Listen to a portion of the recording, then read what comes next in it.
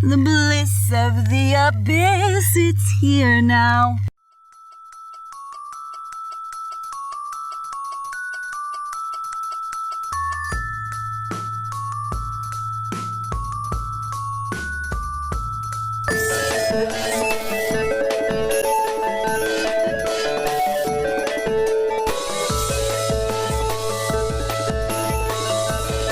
Welcome back to another episode of The Bliss of the Abyss, finding freedom in the unexplored and the unexpected. Is that really what you say every week? Try to. My name, of course, is Neumark Jones. What's your name? You. Say it out loud. Right now. Go. See what I made you do? Mind control. This week's episode is the best yet. And you're listening to it. You didn't work that out yet? I have been living the life of Riley. In the UK, we've had a bank holiday.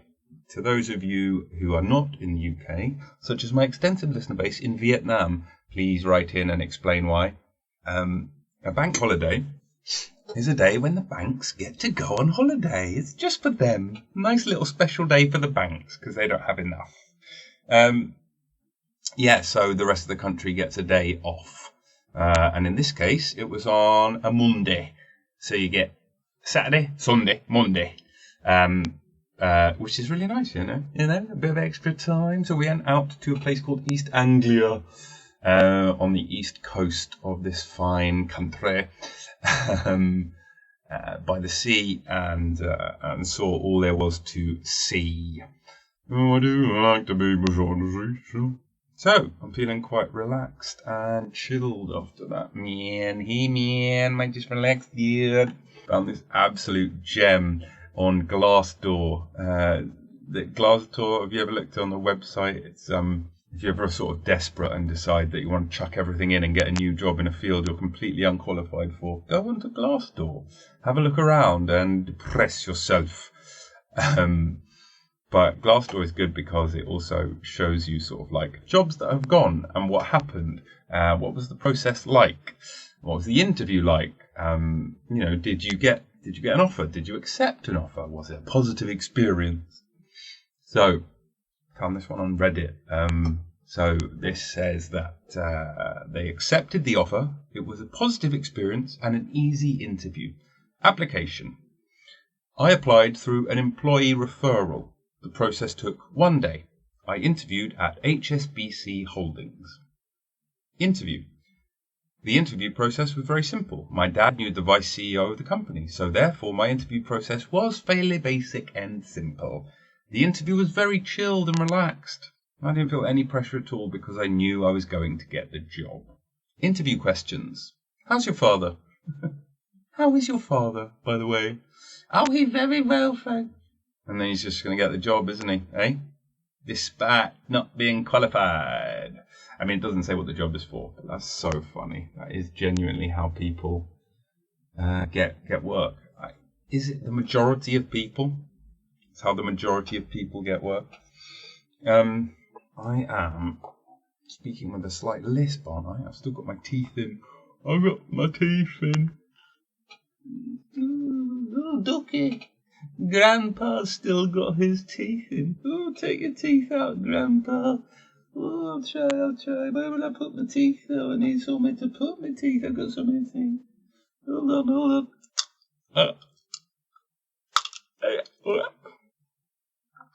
Was that completely disgusting? Apologise if so. Don't apologise if not. Yeah, so what else is going on, dude? Can I tell you about? Not much, really. Gearing up to go to New York in October. Should be really exciting. Because this time, actually be able to enjoy myself and see some of the highlights of New York and hang out with friends and go celebrate some people I love. Maybe see a show, huh? Maybe take on Broadway. So looking forward to that immensely. And between now and then, it's just the grind. The grind. You know how we do. We out here grinding. Why are people always out there grinding? Because life's a big old grind. That's why. How am I doing in Through the Ages? Thanks for asking. Very well. I think I'm level 31. Given up Polytopia, and by given up, I mean I'm not fully addicted anymore. This barnacle-inspired glue seals bleeding organs in seconds. Quote, for us, everything is a machine, even a human body. End quote. Yeah, all right. You don't need to try and sound like a gangster.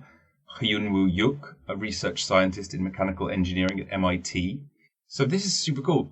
About 1.9 million people die every year from blood loss. Wait, that's not the part that's super cool. Super cool, yeah? No, that's the terrible part. It's the infection part and the blood loss and the dying part that's really bad, you know? But basically, I found this thing. It's like very, very hard to stop bleeding. So you want to coagulate the blood. But if it's bleeding quite profusely, you are a bit up shit creek because it's very hard to seal on wet tissue. And the coagulants sort of take quite a few minutes. Why am I talking about this? Good question. I will explain. So, for the last 7 years, there's this team that have been developing this different approach to stopping bleeding, which is glue, right? So you're cut, you're bleeding profusely, just slap a load of glue on top of it.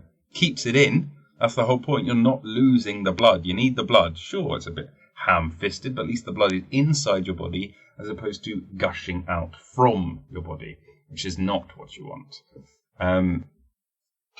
So yeah, this team have been making this glue out of barnacles because they can stop bleeding in seconds using this glue, right? And of course, they do these studies on rats. It's always done on the poor little rats, eh? I think I read somewhere it's because, you know, rats are the most like humans. It's like, really? Really? They also tested pigs. But yeah, where's the results of the study? It was like, it takes something like, I can't remember the percentage of the time. But yeah, seconds as opposed to minutes. And some people, when you're bleeding profusely, don't have minutes. They have seconds. So they use this glue that they developed from barnacles, which, of course, if you've ever tried to prise a barnacle off the hull of your ship, it's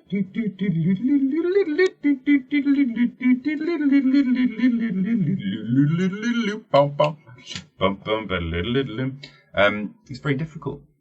Whereas this barnacle-inspired glue, and the reason you can't get them off the hull of your vessel is because it's made from a mixture of sticky microparticles and silicon oil.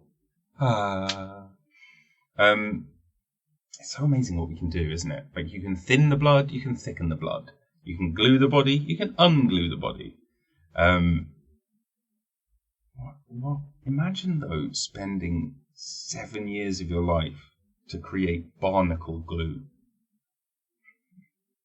Of course, the headline is great, right? The attention-grabbing headline. It's like, we're going to save millions of people with this revolutionary technology. It will help in surgery. How? By spending 7 years studying barnacles. Rock and or roll. R.I.P. Charlie Watts. Yeah, that's right. That's correct. What else can I talk to you about? Sports. This is a sports podcast, of course. Number 10 in the sports category in Vietnam. Yeah, there was the madness of transfer day in the UK, which is insane. It's basically this, they call it the window. The window closes over which you can register new players. And a lot of frenetic activity right down to the wire, sort of like 10:59, people furiously filing the paperwork. Did you manage to catch the deadline? And you've got people like Cristiano Ronaldo signing for Manchester United, which is insanely exciting. Obviously, Messi moved to PSG a bit earlier on. My team, Spurs, managed to hold on to Harry Kane.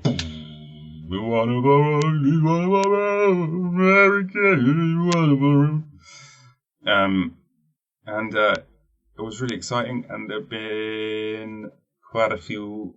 I mean, who's the most exciting for Spurs? We got the Emerson Royale, the right back, and said goodbye to Serge Aurier. Goodbye. Hey, mate, goodbye. You won't be missed. Sling your hook. So that should be exciting. I don't know why I'm talking like this today. All right, you're going to get some football today. Yeah, Saturday. We've got the early kick-off. That's right, Spurs. Yeah, this Saturday. Is it this Saturday or the next Saturday? It's next Saturday. Well, what's this Saturday? Saturday the 4th of September. So you mean no football? No football? But why? It has just begun. What that usually means is Europe or national games. This shouldn't be...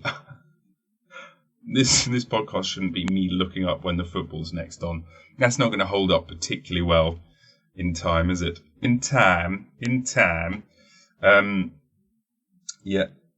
So if you're a Man United fan, it's an exciting time, isn't it? I've got a friend who's a Man United fan, and over the day of sort of it being announced that Ronaldo might be coming to Manchester United instead of Man City, he went from first out starting with, shout out Danny Carden here, oh God, what a disaster it's going to be. Oh no, what a nightmare. Oh, I just don't like him. You know, he's arrogant. There's all these allegations against him. No, can't.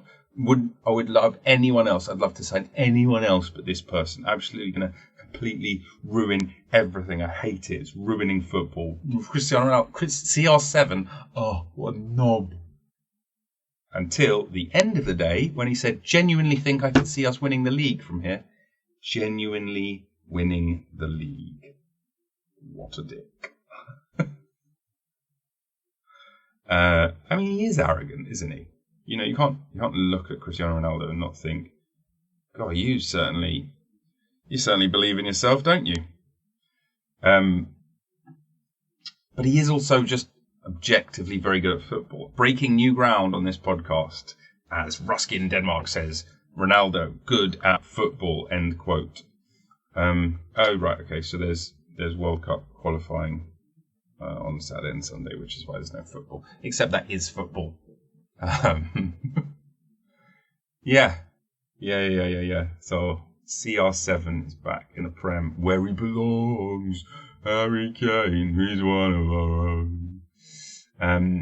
I can recommend to you officially on this podcast the program Mare of Eastown, which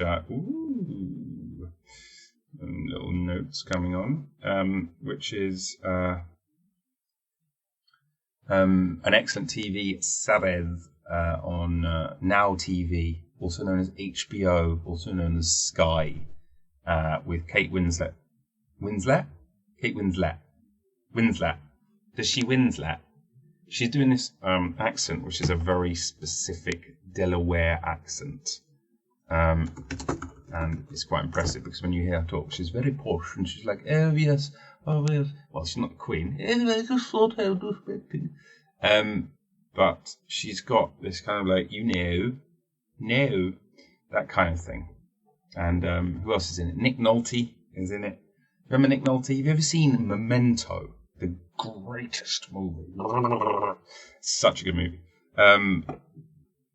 So yeah. I can fully recommend if you like a bit of thriller.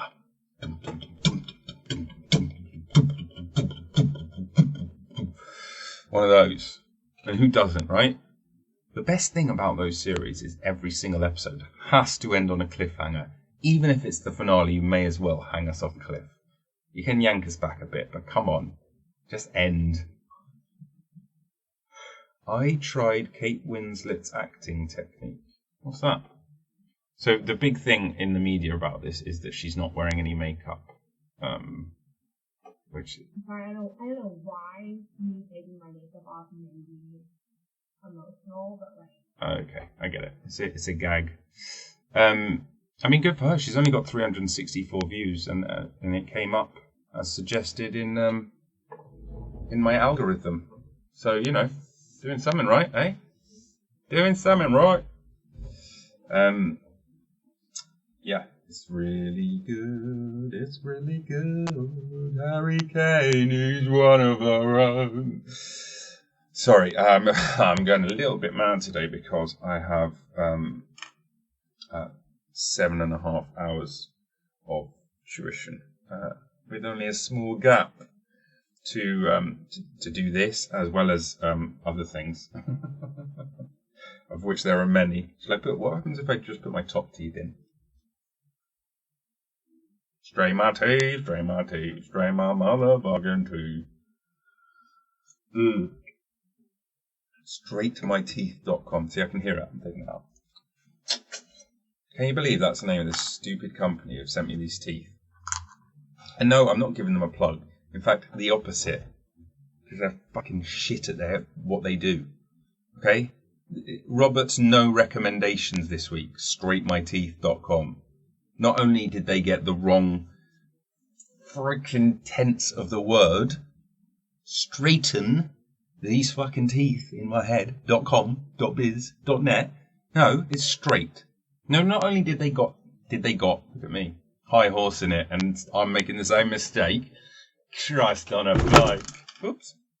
Not only that, but they are run by morons. And I had to resort to sort of threats in order to get my teeth.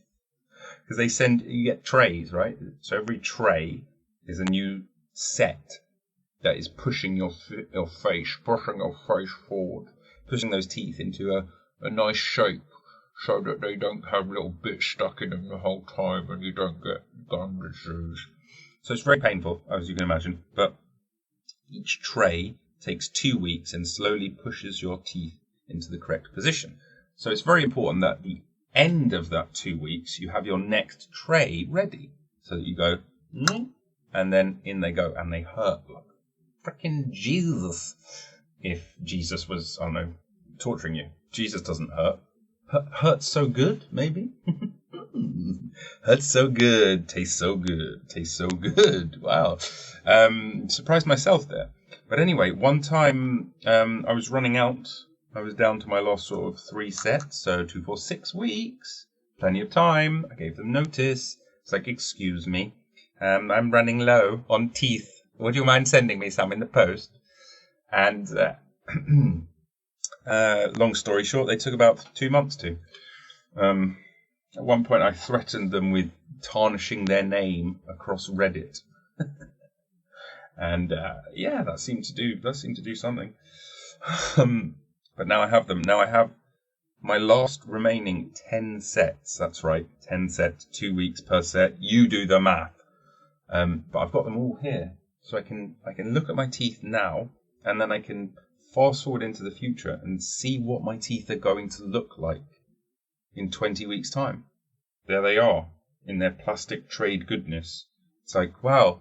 So 3 million years ago, some dinosaurs were dead and being crushed into coal.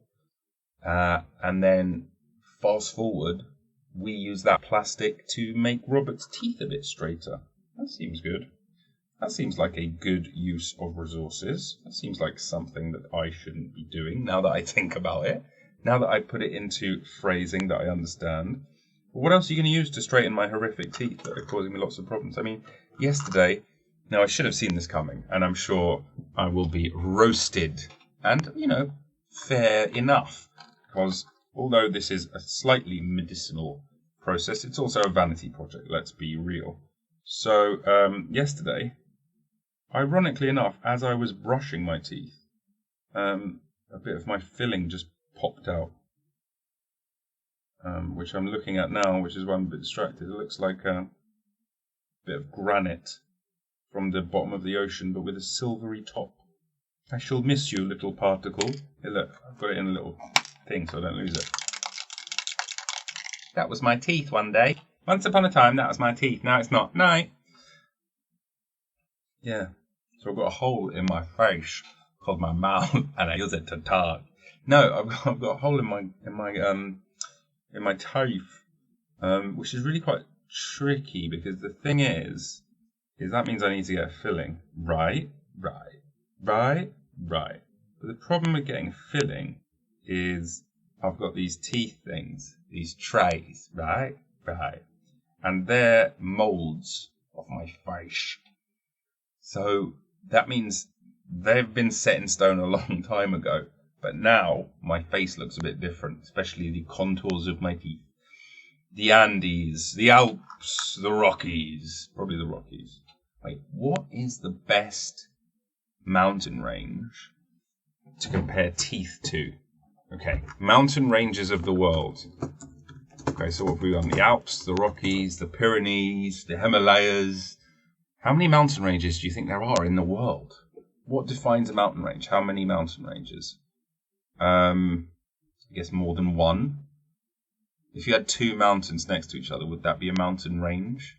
So like Mount Fuji, for example, in Japan, is that a mountain range? I think it's got like a little bit next to it. Let's see, Japan, the Japanese Alps. There are so many mountain ranges in the world. Hold on, let's take a guess. How many? I'm going to say... Okay, how many per continent? Let's go. Let's say 158 mountain ranges. I'm totally wrong. Okay, there are 1,187,049 mountains in the world. Mountains, not ranges. 2. Okay, so I couldn't find anywhere where they told you how many mountain ranges in the world there are, but I did find a website that listed all of them, so I've copied all of that and pasted it into a word counter. Unfortunately, this also includes the categories like Asia, and then also occasionally countries like Angola. Not that Angola's in Asia, just FYI. FYI. But there are 1,284 words in this list, so I think I was quite close. What was my guess? It was like over 1,000, wasn't it? Oh, there's a helicopter. I'll tell you one thing. This whole voiceover malarkey that I'm doing, which, thank you for asking, going quite well. Living in Brixton, there are the occasional gunfight. No, knife fight. No, joking. No, but occasionally, because I'm fairly near the police station. Uh-oh, he's given away his location. But I'm near the police station, so what are you going to do with it? See? Thought about it. Thanks. Thought about it. Yeah, because of that, occasionally the helicopter does circle overhead and sort of leaves you up shit creek without a pedal, my boy. Is it already 1:27? I better take a pause. I'll see you again soon.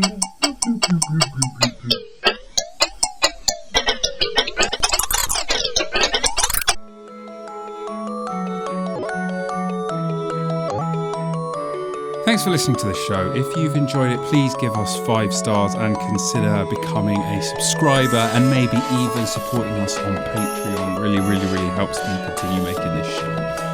If you haven't enjoyed it, then you can fuck off. Many thanks to Nils Hennis-Steer for the amazing music and to Dave Fox for the cool artwork. Please keep coming back every week for more Bliss of the Abyss.